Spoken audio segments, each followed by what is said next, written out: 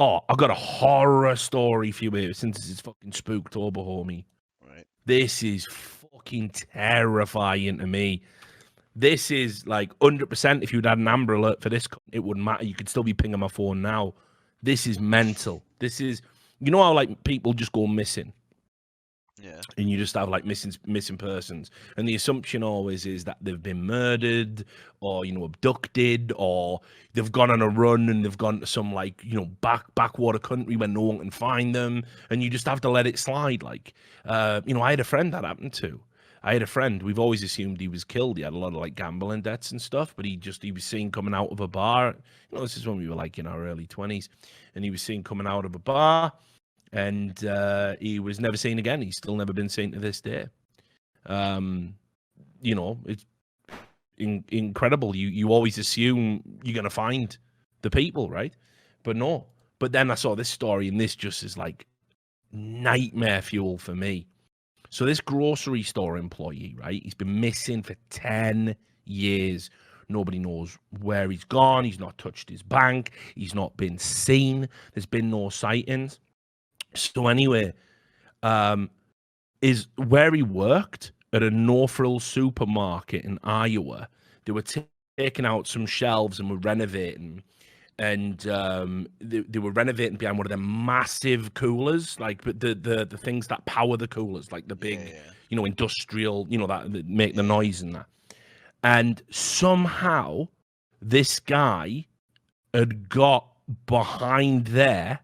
And fell down and couldn't get out. And because the fucking thing was so loud, nobody could hear him banging or shouting. And 10 years later, they just found his body down there.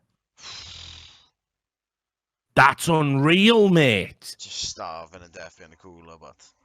That's unreal. Yeah, like starving to death in a supermarket with people around you and nobody can hear you. Like... That is that's like one of the most terrifying stories I've ever heard. I mean, yeah, there's some worries, isn't there, about their general cleanliness, like that nobody noticed a fucking stinky ass corpse, like. But I imagine it was still pretty cold or something down there, so maybe he was having slow decomp. But even then, 10 years, you've got to be putrefied, like. But that's fucking crazy, man.